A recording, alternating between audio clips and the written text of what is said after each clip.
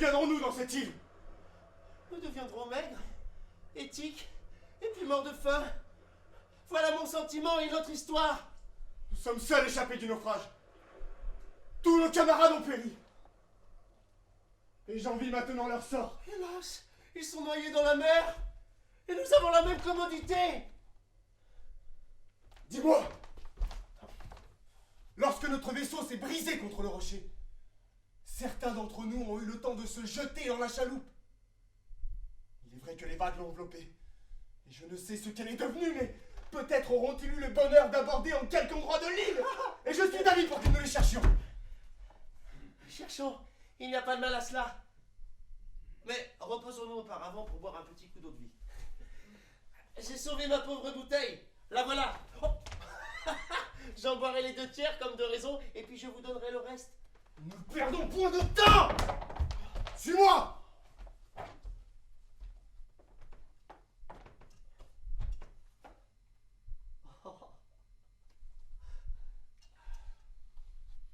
Ne négligeons rien pour nous tirer d'ici. Si je ne me sauve, je suis perdu. Et je ne reverrai jamais Athènes. Car nous sommes dans l'île des esclaves. Oh. Oh. Qu'est-ce que c'est que cette race-là? Ce sont des esclaves de la Grèce, révoltés contre leurs maîtres qui, depuis 100 ans, sont venus s'établir dans une île. Et je crois que c'est... ici. Tiens, voici sans doute quelques-unes de leurs cases. Et leur coutume, mon cher Arlequin, est de tuer tous les maîtres qu'ils rencontrent, ou de les jeter dans l'esclavage. Hey, chaque pays a sa coutume, hein. Ils tuent les maîtres. Ouais. Ah, je l'ai entendu dire aussi. Mais on dit qu'ils ne font rien aux esclaves comme moi. Cela est vrai. Et encore, vit-on. Mais je suis en danger de perdre la liberté et peut-être la vie. Cela ne suffit-il pas pour me plaindre, Arlequin? Oh. Ah, je vous plains, cela est juste. Suis-moi donc. Comment donc? Que veux-tu dire? Mais parle donc! As-tu perdu l'esprit? À quoi penses-tu? Ah, monsieur Épicrate, la drôle d'aventure. Ah, je vous plains par ma foi, mais je ne saurais m'empêcher d'en rire. Le coquin abuse de ma situation. J'ai mal fait de lui dire où nous sommes. Arlequin! Ta gaieté ne vient pas à propos. Marchons de ce côté. Ah, j'ai les jambes si engourdies. Avançons, je... T'en... prie. Je t'en prie. Je t'en prie. Comme vous êtes civil et poli. C'est l'air du pays qui fait cela. Allons, hâtons-nous. Faisons seulement une demi-lieue en direction de la côte pour chercher notre chaloupe, que nous trouverons certainement avec une partie de nos gens. Dans ces cas-là, nous nous embarquerons avec eux. Oh, pardon, comme vous tournez cela. Mais je ne te comprends point, mon cher Arlequin. Mon cher patron, vos compliments me charment. Vous avez coutume de m'en faire à coups de gourdin qui ne valent pas cela. Et le gourdin est dans la chaloupe. Oh. Ne sais-tu pas que je t'aime?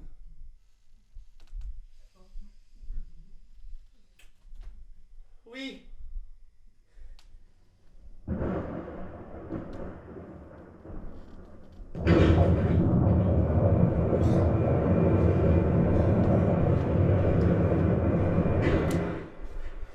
Mais les marques de votre affection tombent toujours sur mes épaules, et cela est mal placé.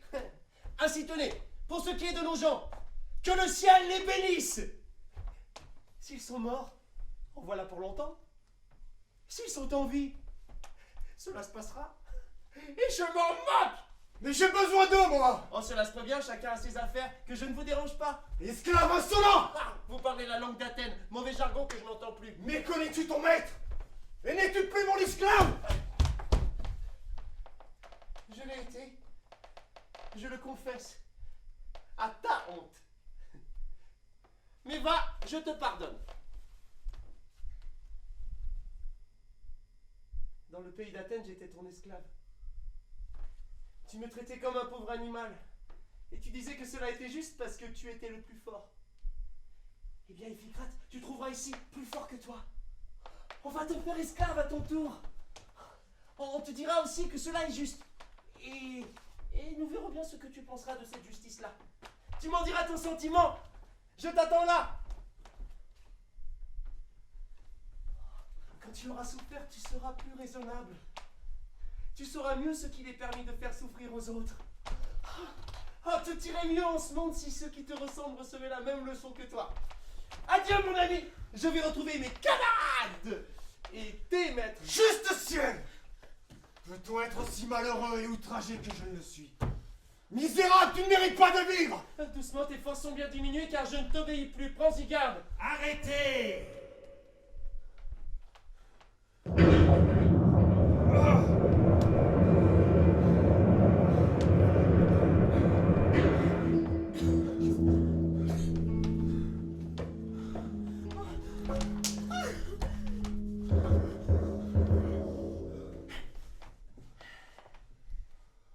Que voulez-vous faire?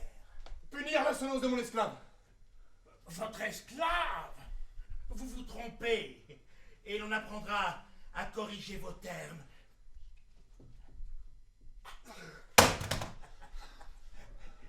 Prenez cette arme, mon camarade.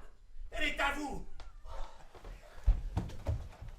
Que le ciel vous tienne gaillard. Brave camarade que vous êtes. Comment vous appelez-vous? Est-ce mon nom que vous demandez? Oui, vraiment, oui. Et je n'en ai pas, mon camarade. Comment? Vous n'en avez pas? Non, mon camarade. Je n'ai que des sobriquets qu'il m'a donnés. Il m'appelle quelquefois Arlequin, quelquefois... Le terme est sans façon, et je reconnais bien ces messieurs à de pareilles licences. Et lui, comment s'appelle-t-il? Au diantre, il s'appelle par un nom, lui. C'est le seigneur Iphicrate. Eh bien, changez de nom à présent. Soyez le seigneur Iphicrate à votre tour, et vous, Iphicrate, appelez-vous Arlequin, ou bien... Oh, que nous allons rire, seigneur. Souvenez-vous, mon cher ami, qu'en prenant son nom, qu'on vous le donne bien moins pour réjouir votre vanité que pour corriger son orgueil. Oh oui, corrigeons. Non! Parlez donc, mon bon ami. Voilà encore une licence qui lui prend. Cela est-il du jeu? Dans ce moment-ci, il peut vous dire tout ce qu'il voudra. Arlequin! Votre aventure vous afflige. Et vous êtes outré contre Iphicrate et contre nous-mêmes. Ne vous gênez pas. Soulagez-vous par l'emportement le plus vif. Traitez-le de misérable. Et nous aussi. Tout vous est permis à présent. Mais ce moment-ci passé, rappelez-vous que vous êtes Arlequin et que voici Iphicrate et que vous êtes auprès de lui ce qu'il a été auprès de vous. Ce sont là nos lois et ma charge pour la République et de les faire observer en ce canton-ci. Oh, la belle charge. Moi, l'esclave de ce misérable! Il a bien été le vôtre. Hélas, il n'a qu'à être bien obéissant. J'aurais 1000 bontés pour lui. Vous me donnez la liberté de lui dire ce qu'il me plaira! Mais ce n'est pas assez! Qu'on m'accorde encore un bâton! Camarade, il demande à parler à mon dos. Je le mets sous la protection de la République. Ah, ça ira.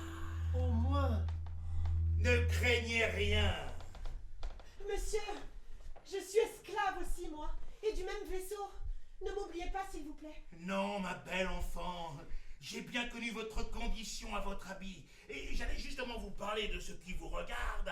Quand je l'ai vu l'arme à la main, laissez-moi achever ce que j'avais à dire. Arlequin! Eh?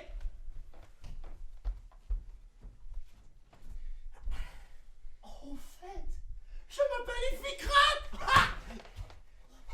Tâchez de vous calmer. Vous savez qui nous sommes, sans doute. Oh, mon bleu aimable gens. Et raisonnable. Ne m'interrompez pas, mes enfants. Je pense donc que vous savez qui nous sommes. Quand nos pères, irrités de la cruauté de leurs maîtres, quittèrent la Grèce pour s'établir ici, dans le ressentiment des outrages qu'ils avaient reçus de leur patron, la première loi qu'ils y firent fut d'ôter la vie à tous les maîtres que le hasard ou le naufrage conduirait dans cette île. La vengeance avait dicté cette loi. 20 ans après, la raison l'abolit et en dicta une plus douce. Nous ne nous vengeons plus de vous, nous vous corrigeons. Ce n'est plus votre vie que nous poursuivons, mais la barbarie de vos cœurs que nous voulons détruire. Nous vous jetons dans l'esclavage afin de ressentir les maux qu'on y éprouve. Nous vous humilions pour que, enfin que nous trouvons superbe, vous regrettiez de l'avoir été.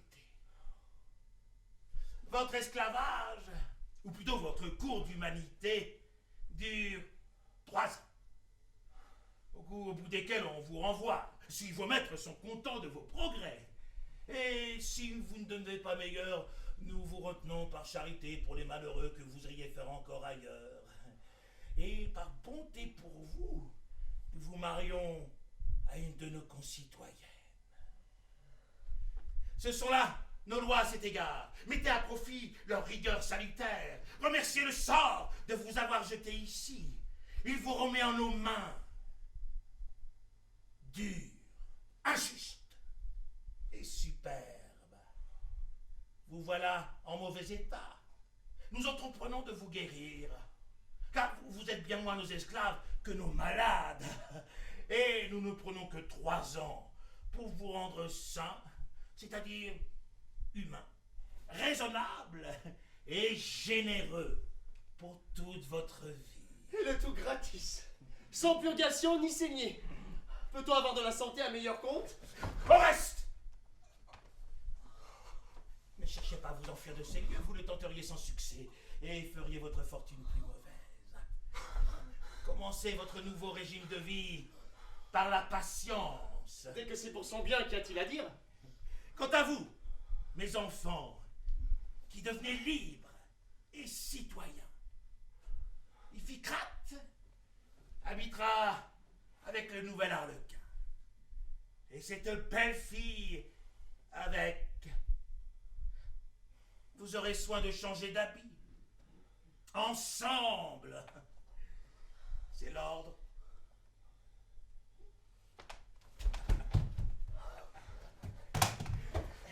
Je vous apprendrai ce que vous avez 8 jours pour vous accoutumer au changement de votre état.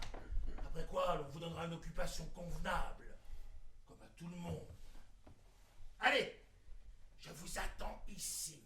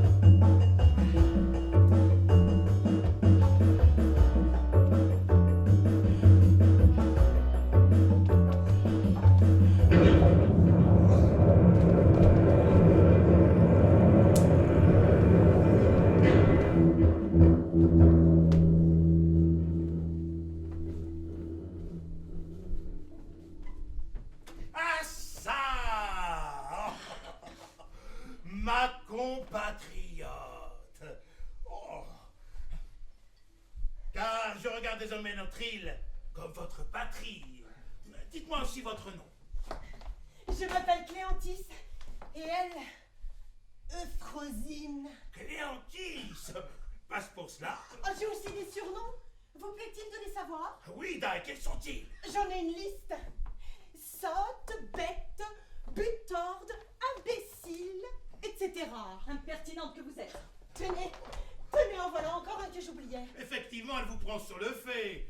Dans votre pays, Euphrosine, on a bientôt dit des injures à ceux qui l'on peut en dire impunément. Et que voulez-vous que je lui réponde dans l'étrange aventure où je me trouve? Oh, dame, il n'est plus si aisé de me répondre. Autrefois, il n'y avait rien de si commode, on n'avait affaire qu'à de pauvres gens. Faites cela, je le veux. Taisez-vous, sotte. Voilà qui était fini. Mais à présent, il faut parler raison. C'est un langage étranger pour madame. Elle l'apprendra avec le temps. Il faut se donner patience. Et je ferai de mon mieux pour qu'elle avance. Modérez-vous, Euphrosine. Et vous, Cléantis, ne vous abandonnez point à votre douleur. Je ne puis ni changer nos lois, ni vous en affranchir. Et je vous ai montré combien elles étaient louables et salutaires pour vous. Oh, elle me trompera bien si elle s'amende. Mais, comme vous êtes d'un sexe naturellement assez faible, et que par là vous avez dû montrer plus qu'un homme avec ces exemples de hauteur, de mépris et de dureté qu'on a chez vous contre leurs pareils, tout ce que j'ai pu faire pour vous, c'est de prier Euphrosine de peser avec bonté les torts que vous avez avec elle, afin de les peser avec justice. Ah, tenez, tout cela est trop savant pour moi, je n'y comprends rien. J'irai le grand chemin. Ce qui viendra, nous le prendrons. Doucement, point de vengeance. Mais notre bon ami, au bout du compte, vous parlez de son sexe. Elle a le défaut d'être faible. Je lui en offre autant. Je n'ai pas la vertu d'être forte. S'il faut que j'excuse toutes ses mauvaises manières à mon égard, il faudra aussi qu'elle excuse la rancune que j'en ai contre elle. Car je suis femme autant qu'elle, moi. Voyons, qui est-ce qui décidera?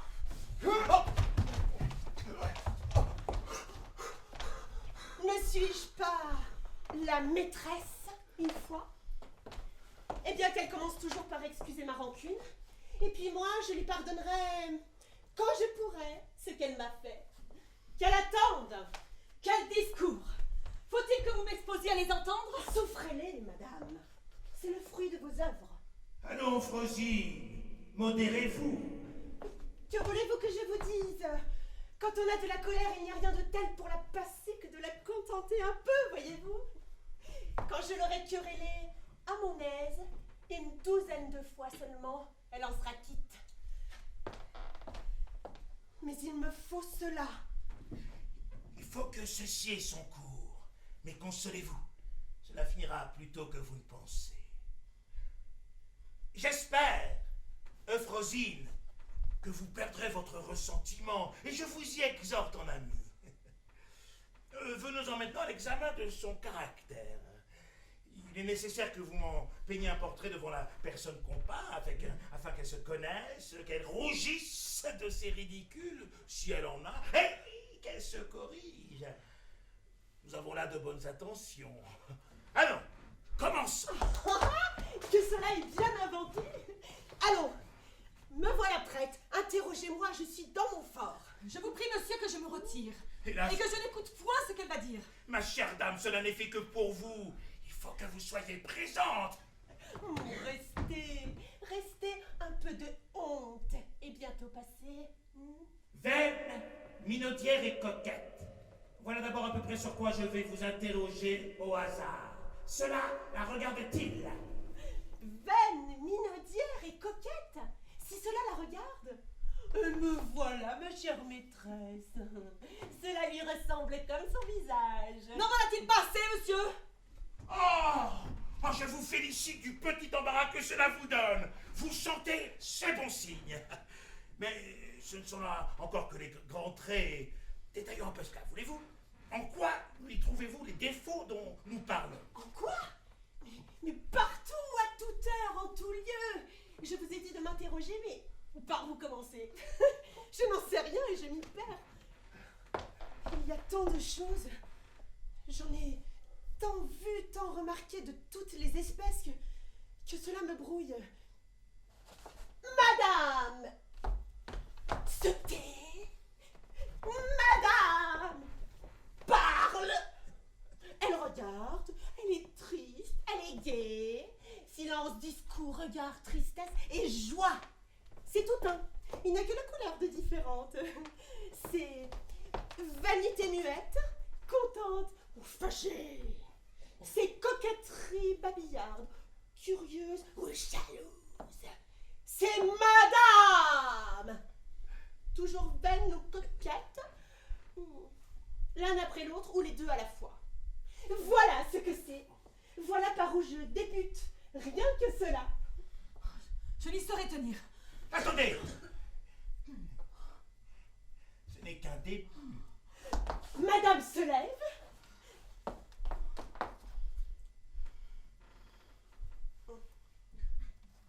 A-t-elle bien dormi? Se sent-elle reposée? Se sent-elle du vif, du sémillant dans les yeux? Vite! Sur les armes! La journée sera glorieuse. Qu'on m'habille! Madame verra du monde aujourd'hui. Elle ira au spectacle, aux promenades, aux assemblées. Son visage peut se manifester, peut soutenir le grand jour. Il n'y a qu'à le promener hardiment. Il est en état, il n'y a rien à craindre. Elle développe assez bien cela. Madame, au contraire, a-t-elle mal reposé? Qu'on m'apporte un miroir. Ah! Comme me voilà faite. Oh, que je suis mal bâtie. Et cependant, on se mire. On éprouve son visage de toutes les façons, mais rien n'y fait. Un teint battu, des yeux fatigués. Voilà qui est fini. Il faut envelopper ce visage-là. Nous n'aurons que du négligé. Madame ne verra personne aujourd'hui. Pas même le jour, si elle peut. Du moins fera-t-il sombre dans la chambre. Cependant, il vient compagnie. On entre. Ah! Que va-t-on penser du visage de madame? On croira qu'elle en est dit. Donnera-t-elle ce plaisir-là à ses bonnes amies? Non, il y a remède à tout, vous allez voir. Comment vous portez-vous, madame? Très mal, madame. J'ai perdu le sommeil. Il y a 8 jours que je n'ai fermé l'œil. Je fais peur. Et cela veut dire, messieurs, figurez-vous que ce n'est point moi au moins. En remettez à me voir. Attendez que j'ai dormi. J'entendais tout cela, moi. Car nous autres, esclaves, sommes doués contre nos maîtres d'une pénétration. Ce ne sont que de pauvres gens pour nous. Courage, madame! Profitez de cette peinture-là, car elle me paraît fidèle. Je ne sais où j'en suis. Vous en êtes aux 2 tiers. Et j'achèverai, pourvu que cela ne vous ennuie pas. Achevez, achevez! Madame supportera bien le reste. Vous souvenez-vous?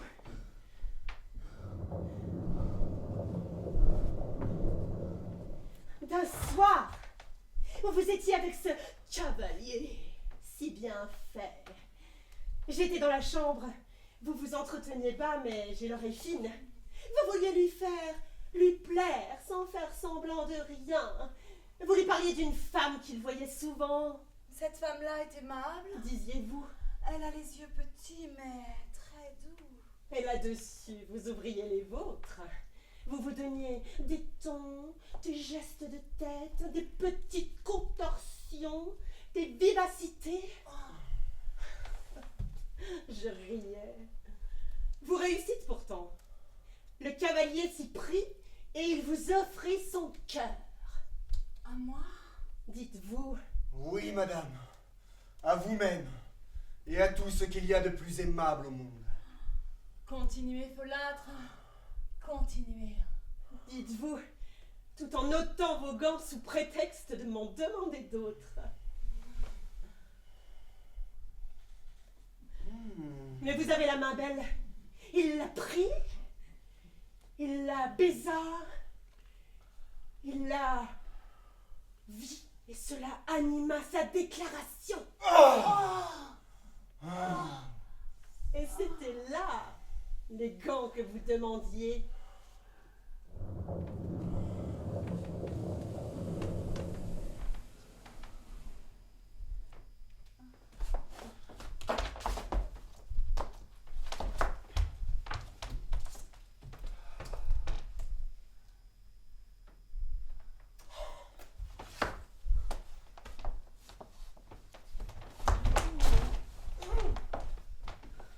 Eh bien, y suis-je? En vérité, elle a raison. Oh, écoutez! Écoutez, voici le plus plaisant! Un jour, qu'elle pouvait m'entendre et qu'elle croyait que je ne m'en doutais pas, je parlais d'elle et je dis: Oh, pour cela, il faut bien l'avouer, Madame est une des plus belles femmes du monde! Que de bonté pendant 8 jours ce petit mot-là ne me valut-il pas? J'essayais en pareille occasion de dire comme quoi madame est une femme très raisonnable. Je n'ai rien. Cela ne prit point et c'était bien fait car je la flattais. Monsieur, je ne resterai point. Ou l'on me fera rester de force. Je ne puis en souffrir davantage. Cela suffit pour à présent, Francie. Oh, je lui parlais des vapeurs de mignardise auxquelles madame est sujette à la moindre odeur. Elle ne sait pas qu'un jour, je mis à son insu des fleurs dans la ruelle de son lit pour voir ce qu'il en serait. J'attendais une vapeur. Elle est encore à venir. Le lendemain, en compagnie, une rose parut. Crac!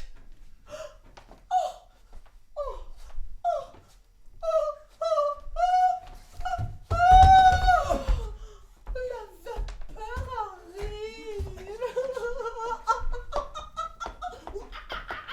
Cela suffit, Frosine. Retirez-vous à quelques pas de nous, car j'ai quelque chose à lui dire. Elle ira vous rejoindre ensuite. Recommandez-lui d'être docile, au moins. Adieu, notre bonne amie. Je vous ai diverti, j'en suis bien aise. Oh, et une autre fois, je vous dirai comme quoi madame s'abstient souvent de mettre de beaux habits pour en mettre un négligé qui lui marque tendrement la taille. C'est encore une finesse que cet habit-là. On croit qu'une femme qui le met ne se soucie pas de paraître. Mais à d'autres, on s'y ramasse dans un corset appétissant. On y montre sa bonne façon naturelle. Et on y dit aux gens: regardez mes grâces, elles sont à moi celles-là. Et d'un autre côté, on veut leur dire aussi: voyez comme je m'habille, quelle simplicité. Il n'y a point de coquetterie dans mon fait. Mais je vous ai prié de nous laisser.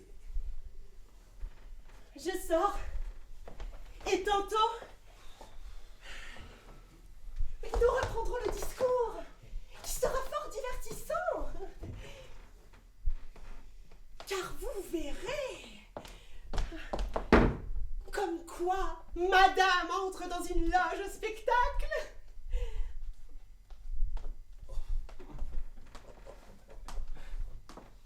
Avec quelle emphase, quel air imposant. Quoique d'un air distrait et sans y penser, car c'est encore la belle éducation qui donne cet orgueil-là.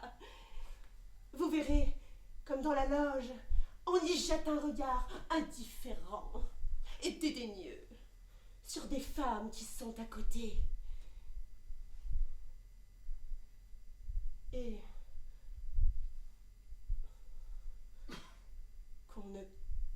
connais pas.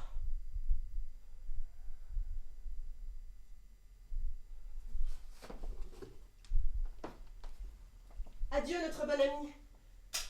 J'y vais.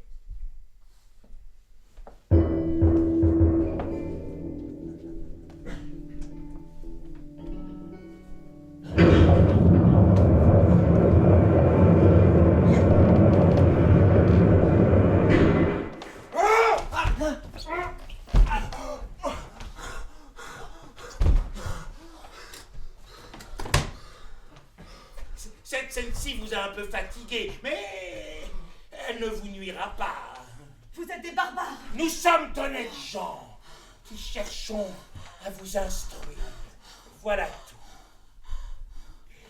Il me reste à accomplir avec vous une petite formalité. Encore des formalités. Oh, ceci est moins que rien. Je dois faire rapport de tout ce que je viens d'entendre et de tout ce que vous m'allez répondre. Convenez-vous de tous les sentiments coquets, de toutes les singeries d'amour-propre qu'elle vous a attribuées? Moi, j'en conviendrais. Quoi, de pareilles faussetés sont incroyables. Oh, très croyable! Prenez-y garde. Si vous contribuez à cela, eh bien cela rendra votre condition meilleure. Je ne vous en dis pas davantage.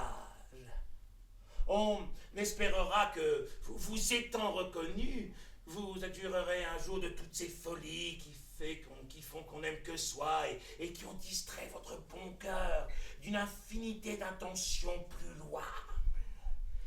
Si au contraire, vous ne convenez pas de ce qu'elle a dit, on vous regardera comme incorrigible et cela reculera votre délivrance. Voyez, consultez-vous. Ma délivrance? Et puis-je espérer? Eh oui, madame, aux conditions que je vous ai dit. Bientôt? Oh, sans doute. Eh bien, monsieur, faites comme si j'étais convenu de tout.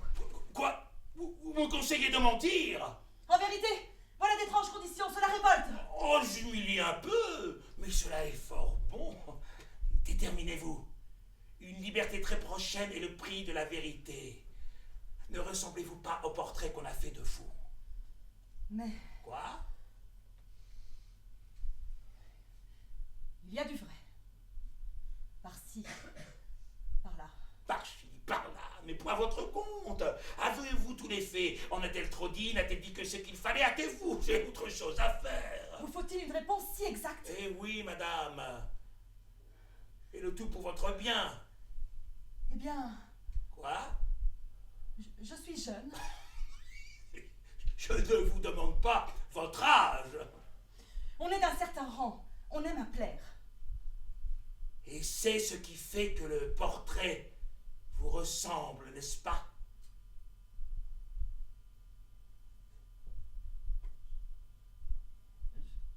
Je crois que... Oui. Oh, voilà qui est fort bien. Et vous trouvez le portrait un peu risible aussi, non?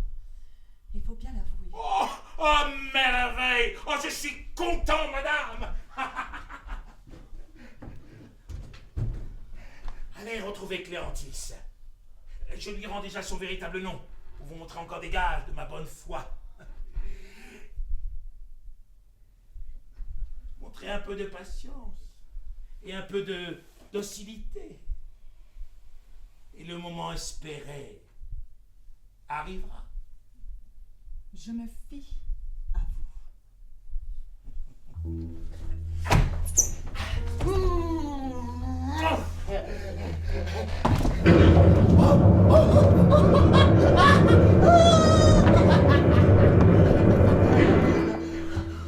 Des armes, des chouettes, des brillantes, et qu'il faut se garder au chaud, au fond de l'âme. Ah, bien camarade, le vin de la République est admirable. J'en ai bu bravement ma pinte, car je suis si altéré depuis que je suis devenu maître que tantôt j'aurai encore soif pour pinte. Que le ciel conserve la vigne, la vendange, les caves de notre admirable République. Bon! Réjouissez-vous, mon camarade. Oh, êtes-vous satisfait d'Arlequin? Oui, c'est un bon enfant. J'en fais quelque chose. Il soupire un peu parfois. Et je lui ai défendu cela sous peine de désobéissance. Et je lui ordonne de la joie. Vous me défissez moi-même. Ah, quand je suis gai, je suis de bonne humeur. Fort bien. Je suis charmé de vous voir satisfait d'Arlequin. Vous n'avez pas apparemment beaucoup à vous plaindre de lui dans son pays. Là-bas, je lui voulais souvent un mal de diable, car il était quelquefois insupportable. Mais à cette heure, que je suis heureux. Tout est payé, je lui ai donné quittance. Oh, je vous aime de ce caractère. Vous me touchez. C'est-à-dire que vous jouirez modestement de votre bonne fortune et que vous ne lui ferez point de peine. De la peine? Oh, le pauvre homme. Peut-être que je serai un petit brin insolent à cause que je suis le maître. Voilà tout. À cause que je suis le maître. Vous avez raison. Oui, car quand on est le maître, on y va tout rondement, sans façon. Et si peu de façon mène quelquefois un honnête homme à des impertinences. Je vois bien que vous n'êtes pas méchant. Hélas, je ne suis que mutin. Ne vous épouvantez pas de ce que je vais dire. Instruisez-moi d'une chose. Comment se gouvernait-il dans son pays et avait-il quelques défauts d'humeur, de caractère? Oh, mon camarade, vous avez de la malice. Vous demandez la comédie. Ce caractère-là est donc bien plaisant. Ma foi, c'est une farce. N'importe, nous en rirons. Me promets-tu d'en rire aussi? Veux-tu achever de me désespérer? Que vas-tu lui dire? Ne crains rien. Quand je t'aurai offensé, je te demanderai pardon. Après. Ce n'est rien qu'une bagatelle. J'en ai demandé autant à la jeune fille de tout à l'heure sur le chapitre de sa maîtresse. Eh bien, tout ce qu'elle vous a dit, c'était des folies qui faisaient pitié, des misères, gageons. Cela est encore vrai. Eh bien, je vous en offre autant. Ce pauvre jeune garçon n'en fournira pas davantage. Extravagance et misère. Voilà son paquet. N'est-ce pas là de belles guenilles pour les étaler? Étourdi par nature, étourdi par singerie.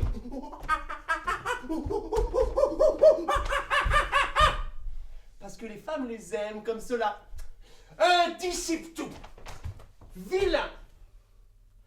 Quand il faut être libéral, libéral. Quand il faut être vilain. Honteux d'être sage, glorieux d'être fou.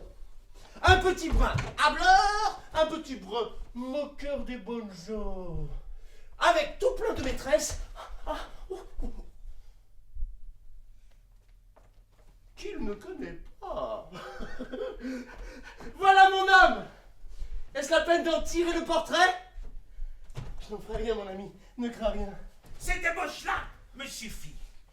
Vous n'avez plus qu'à certifier pour véritable tout ce qu'il vient de dire. Moi? Vous-même? La dame de tantôt en a fait autant. Elle vous dira ce qu'il a déterminé. Croyez-moi, il y va du plus grand bien que vous puissiez souhaiter. Du plus grand bien. Si cela est, il y a quelque chose qui pourrait assez me convenir d'une certaine façon. Prends tout, c'est un habit fait sur ta taille. Il me faut tout! Ou rien. Voulez-vous que je m'avoue un ridicule? Mais qu'importe quand on l'a été. N'avez-vous que cela à me dire? Va pour la moitié, pour me tirer d'affaire. Va! Du tout. Soit. Vous avez fort bien fait. Et vous ne le regretterez pas. Allez, adieu. Vous aurez bientôt de mes nouvelles.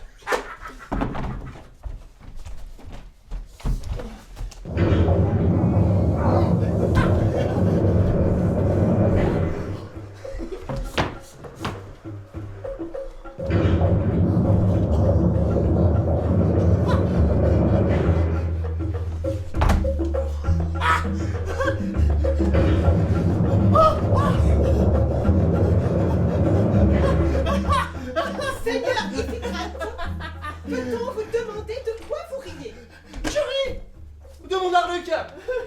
qui a confessé qu'il était un ridicule.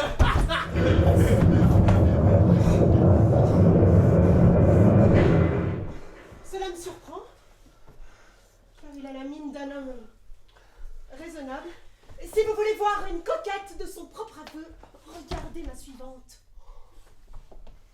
Ma peste. Quand ce visage-là fait le fripon, c'est bien son métier. Oh,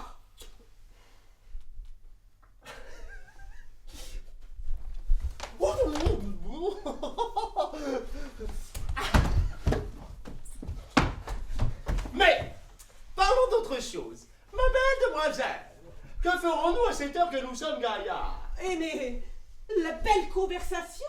Oh, je crains que cela nous fasse bailler. J'en baille déjà.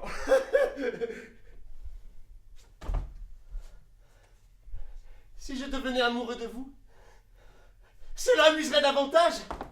Eh bien, faites.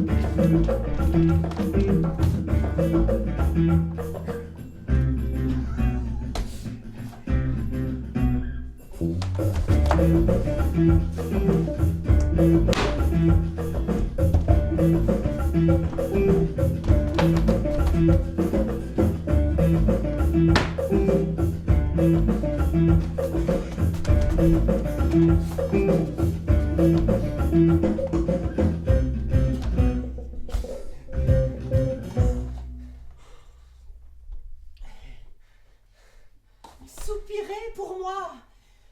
Poursuivez mon cœur. Prenez-le. Je ne vous en empêche pas. C'est à vous à faire vos diligences. Allons. Me voilà prête. Je vous attends.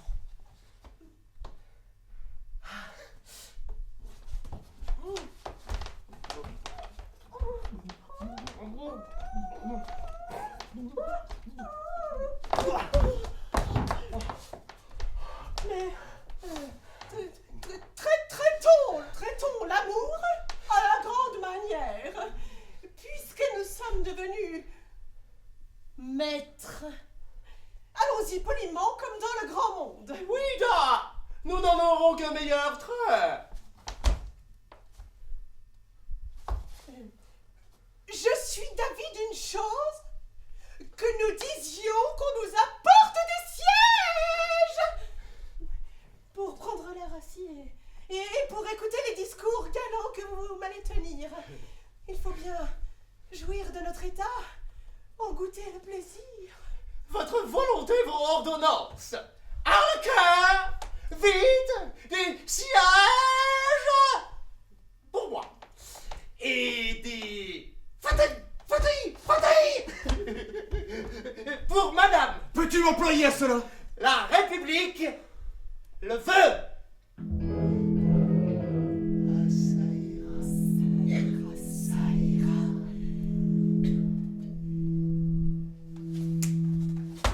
Tenez. Promenons-nous plutôt de cette manière-là. Et tout en conversant, vous ferez adroitement tomber l'entretien sur le penchant que vos yeux vous ont inspiré pour moi. Car encore une fois, nous sommes d'honnêtes gens à cette heure. Il faut songer à cela. Plus question de familiarité domestique. Allons-y poliment, n'épargnez ni compliments ni révérences. Et vous n'épargnez pas les mines.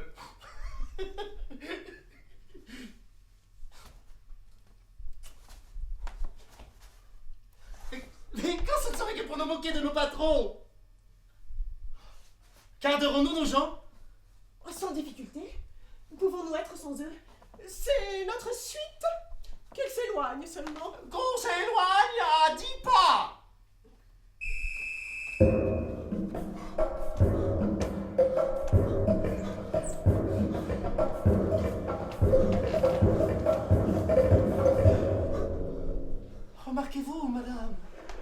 clarté du jour. Il fait le plus beau temps du monde. Du monde. On appelle cela un jour tendre. Un jour tendre. Je ressemble donc au jour, madame. Comment vous lui ressemblez? Le moyen de ne pas être tendre quand on se trouve en tête à tête avec vous. Grâce. Mais qu'avez-vous vous défiguré notre conversation? Oh, ce n'est rien, c'est que je m'applaudis.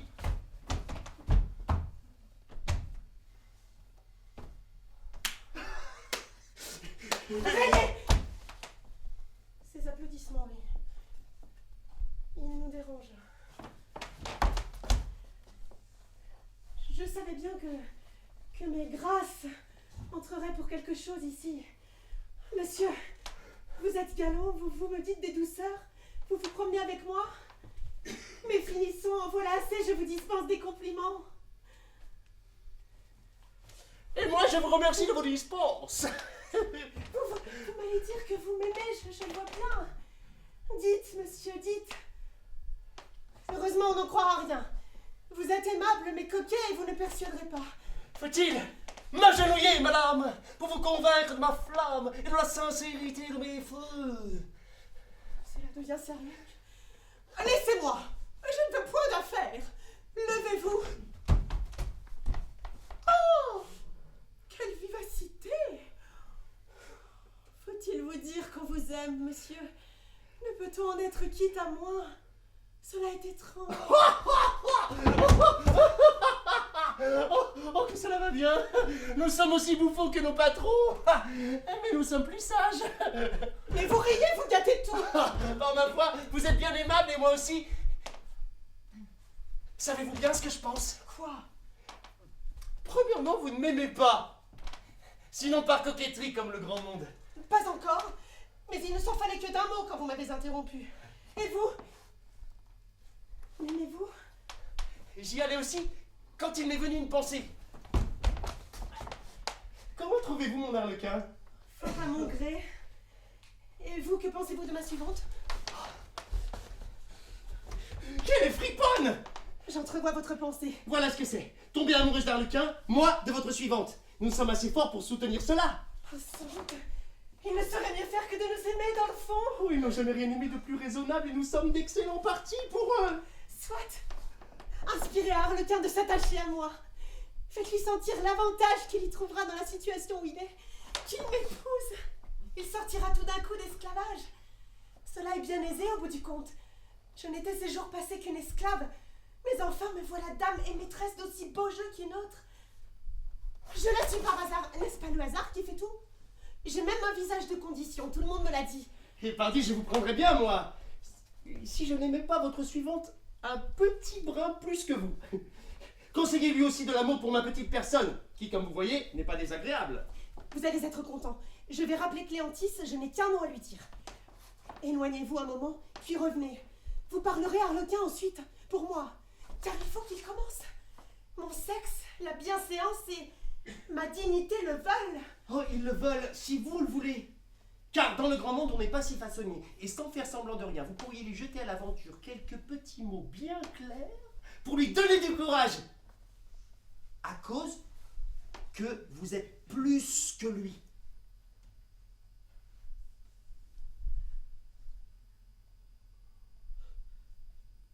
C'est l'ordre. Oh, c'est assez bien raisonné.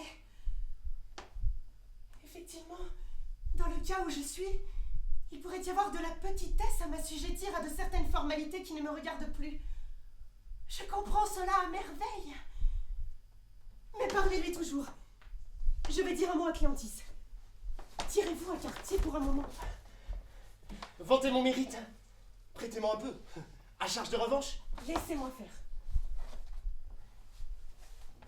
Cléantis, approchez.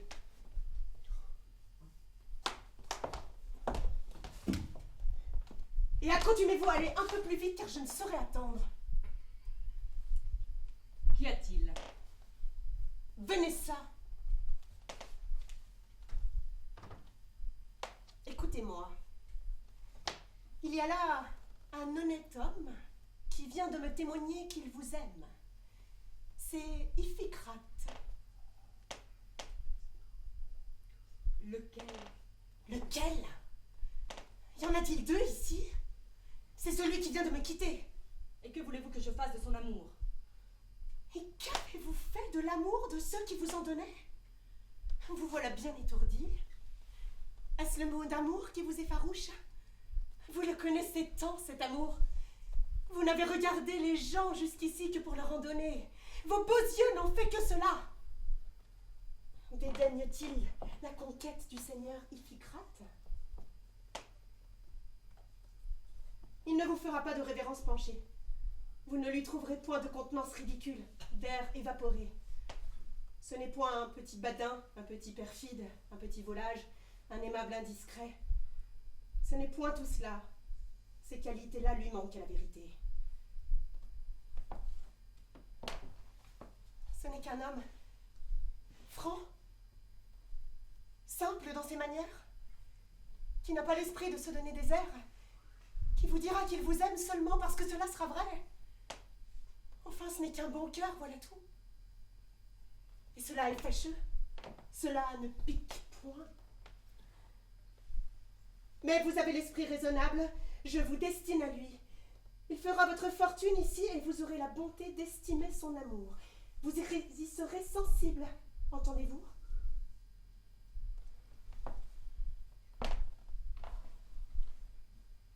Vous vous conformerez à mes intentions, je l'espère.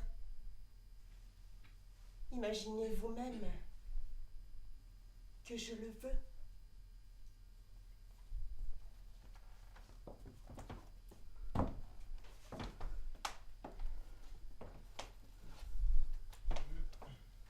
Où suis-je? Et quand cela terminera-t-il?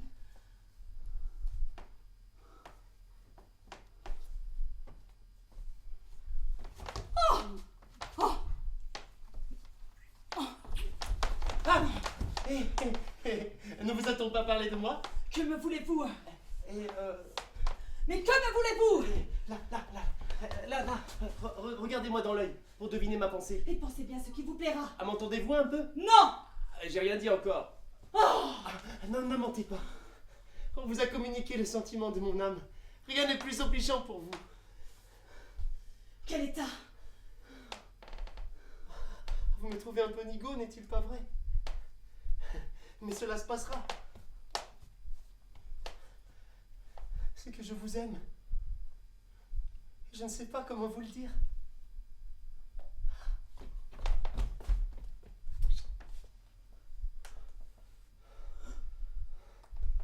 Vous? Pardi oui. Qu'est-ce qu'on peut faire de mieux? Vous êtes si belle. Il faut bien vous donner son cœur. Aussi bien vous le prendriez vous-même. Voilà le comble de mon infortune. Oh, quelle main ravissante. Oh, les jolis petits doigts.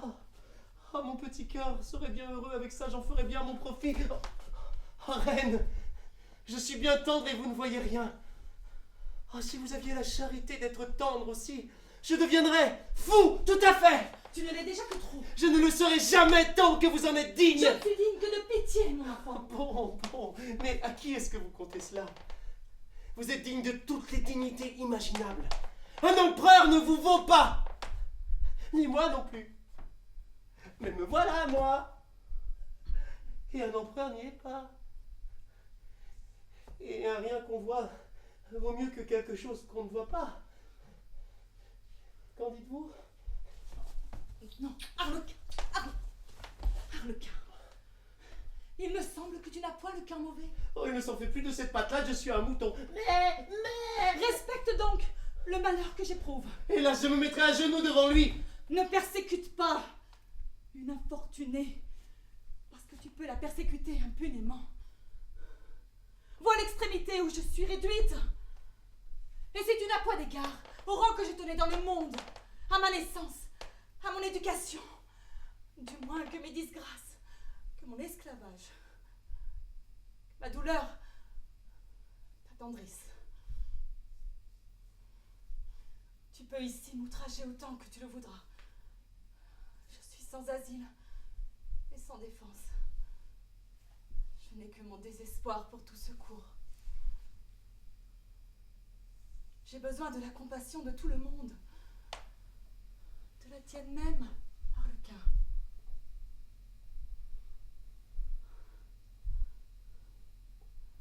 Voilà l'état où je suis. Ne le trouves-tu pas assez misérable?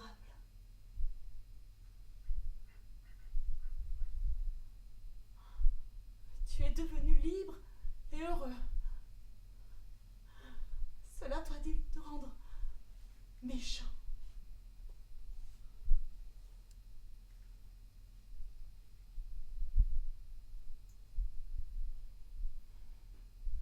Je n'ai pas la force de t'en dire davantage. Je ne t'ai jamais fait de mal.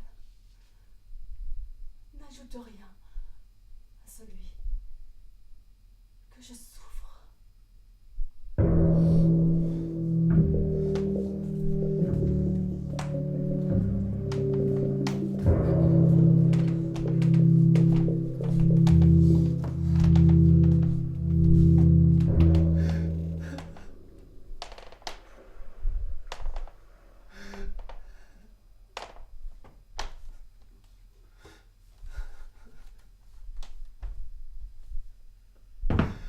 J'ai perdu la parole.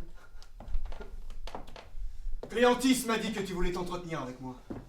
Que me veux-tu? As-tu encore quelques nouvelles insultes à me faire? Autre personnage qui va encore me demander ma compassion. Bon, écoute mon ami, je n'ai rien à te dire. Sinon que je voulais te faire le commandement d'aimer la nouvelle Euphrosine. Voilà tout. À qui diantre en as-tu? Peux-tu me le demander, Arlequin? Eh, pardi oui, je le peux puisque je le fais. On m'avait promis que mon esclavage finirait bientôt. Mais on me trompe. Et sans les faits, je succombe, je me meurs, Arlequin! Et tu perdras bientôt ce malheureux maître qui ne te croyait pas capable des indignités qu'il a souffertes de toi. Oh, il ne me manquait plus que cela. Et nos amours auront bonne mine. Écoute, je te défends de mourir par malice. Par maladie soit, je te le permets. Les dieux te puniront, Arlequin! Et de quoi veux-tu qu'ils me punissent? D'avoir eu du mal toute ma vie? De ton audace et de tes mépris envers ton maître! Rien ne m'a été si sensible, je l'avoue. Tu es né et tu as été élevé avec moi dans la maison de mon père. Le tien y est encore. Il t'avait recommandé ton devoir en partant. Moi-même, je t'avais choisi par un sentiment d'amitié pour m'accompagner dans mon voyage. Je croyais que tu m'aimais. Et cela m'attachait à toi. Et qui est-ce qui te dit que je ne t'aime plus? Tu m'aimes et tu me fais mille injures. Parce que je me moque un petit brin de toi? Cela empêche-t-il que je t'aime? Tu disais bien que tu m'aimais, toi, quand tu me faisais battre. Est-ce que les coups de bâton valent mieux que les moqueries? Je conviens que j'ai pu quelquefois te maltraiter sans trop de sujet. C'est la vérité. Mais par combien de bonté n'ai-je pas réparé cela? Cela n'est pas de ma connaissance. D'ailleurs, ne fallait-il pas te corriger de tes défauts? J'ai plus pâti des tiens que des miens. Mes seuls défauts, c'était ta mauvaise humeur, ton autorité et le peu de cas que tu faisais de ton pauvre esclave. Va, tu n'es qu'un ingrat. Au lieu de me secourir ici, de partager mon affliction, de montrer à tes camarades l'exemple d'un attachement qui les eût touchés, qui les eût engagés peut-être à renoncer à leurs coutumes ou à m'en affranchir, et qui m'eût moi-même pénétré de la plus vive reconnaissance. Tu as raison. Tu me remontres bien ici mon devoir envers toi. Mais tu n'as jamais su le tien envers moi quand nous étions dans Athènes. Tu veux que je partage ton affliction, mais jamais tu n'as partagé la mienne. Eh bien, va. Je dois avoir le cœur plus grand que toi, car il y a plus longtemps que je souffre et que je sais ce que c'est que la peine. Tu m'as battu par amitié. Puisque tu le dis, je te pardonne. Je t'ai raillé par bonne humeur. Prends-le en bonne part et fais-en ton profit. Je parlerai à mes camarades en ta faveur. Je les prierai de te renvoyer. Et s'ils ne veulent pas, je te garderai comme mon ami. Car je ne te ressemble pas. Moi, je n'aurai pas le courage d'être heureux à tes dépens. Ah, mon cher Arluc, fasse le ciel, après ce que je viens d'entendre, que j'ai la joie un jour de te montrer les sentiments que tu me donnes pour toi. Va, mon cher enfant, oublie que tu fus mon esclave, et je me ressouviendrai toujours que je ne méritais pas d'être ton maître. Ne dites pas ça comme cela. Si j'avais été votre pareil, je n'aurais peut-être pas été meilleur que vous. C'est à moi à vous demander pardon de tout le mauvais service que je vous ai toujours rendu. Quand vous n'étiez pas raisonnable, c'était ma faute. Ta générosité me couvre de confusion. Oh, qu'il y a de plaisir à bien faire, mon pauvre patron. Mais que fais-tu, mon cher ami? Rendez-moi mon habit et reprenez le vôtre. Je ne suis pas digne de le porter. Ah, je ne saurais retenir mes larmes. Fais ce que tu voudras. Laissez-moi, je n'ai que peur de vous entendre gémir. Qu'est-ce que cela signifie?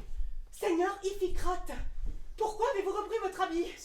C'est qu'il est trop petit pour mon cher patron et que le sien est trop grand pour moi. Expliquez-moi donc ce que je vois. Il me semble que vous lui demandiez pardon. C'est pour me châtier de mes insolences. Mais enfin, notre projet. Mais enfin, je veux être un homme de bien. N'est-ce pas là un beau projet? Je me repens de mes sottises. Lui des siennes. Vous repentisez-vous aussi. Madame Frosine se repentira et vive l'honneur après. Cela fera 4 beaux repentirs qui nous feront pleurer tant que nous voudrons. Ah, ma chère Cléantis, quel exemple pour vous. Vous voulez dire quel exemple pour nous? Madame, vous m'envoyez pénétrer.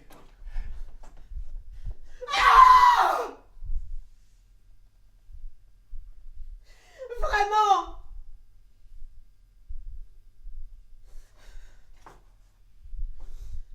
Nous y voilà, avec vos beaux exemples. Voilà de nos gens qui nous maltraitent dans le monde, qui font les fiers, qui nous regardent comme des vers de terre et qui sont trop heureux dans l'occasion de nous trouver 100 fois plus honnêtes gens qu'eux. Fi, que cela est vilain de n'avoir eu pour toute dignité que de l'or et de l'argent. Ça valait bien la peine de faire tant les glorieux? Où seriez-vous aujourd'hui si nous n'avions point d'autre mérite que cela pour vous? Voyons, n'en seriez-vous pas bien attrapés? Il s'agit de vous pardonner. Et pour avoir cette bonté-là, que faut-il être, s'il vous plaît? Noble? Non. Grand seigneur? Point du tout. Riche? Non, vous étiez tout cela! En valiez-vous mieux? Et que faut-il être, s'il vous plaît? Ah. Nous y voici. Il faut avoir le cœur bon, de la vertu et de la raison. Voilà ce qu'il faut. Voilà ce qui distingue, ce qui rend estimable, ce qui fait qu'un homme est plus qu'un autre.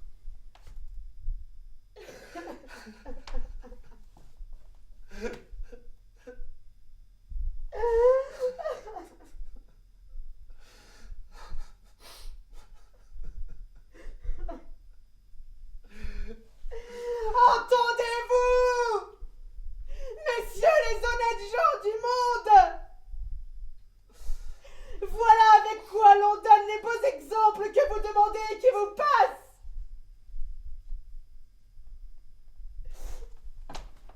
Et à qui les demandez-vous?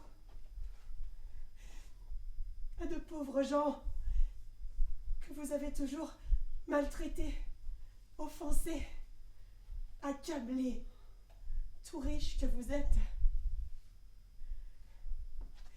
et qui ont aujourd'hui pitié de vous, tout pauvres qu'ils sont.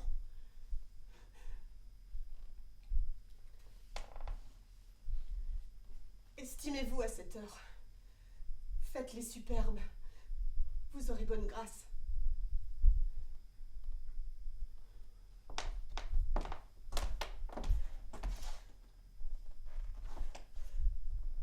Allez. Vous devriez rougir de honte.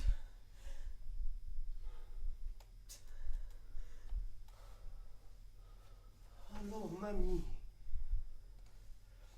Soyons bonnes gens sans le reprocher.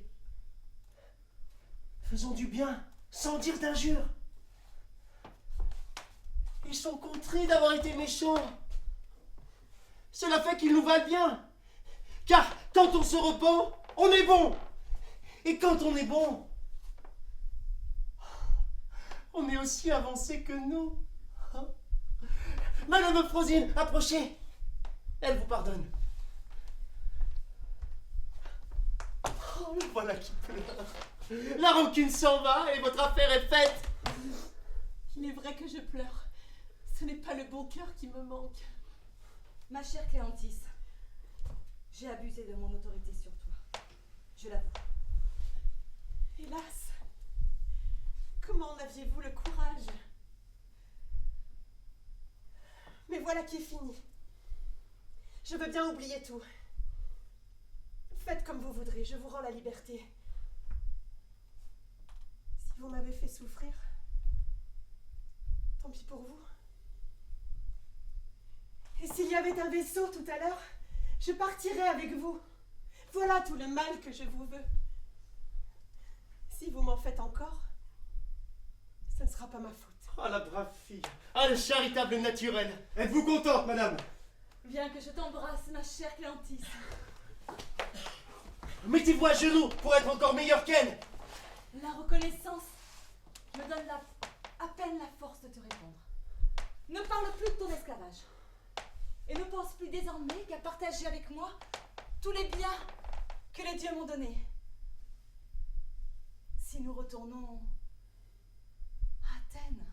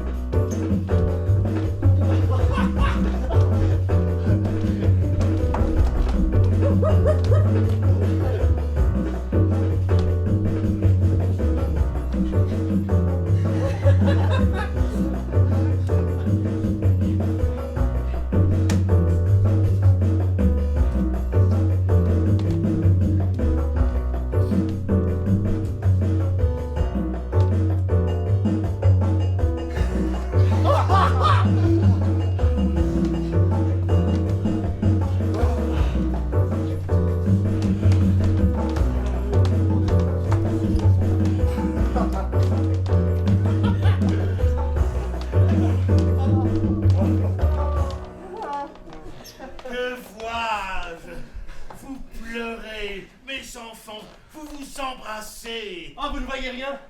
Nous sommes admirables. Nous sommes des rois et des reines. En fin finale, la paix a conclu tout cela. La vertu a tout arrangé. Il ne nous manque plus qu'un bâton et un batelier. Et si vous nous les donnez, vous serez presque aussi honnêtes gens que nous. Et vous, Cléantis, êtes-vous du même sentiment?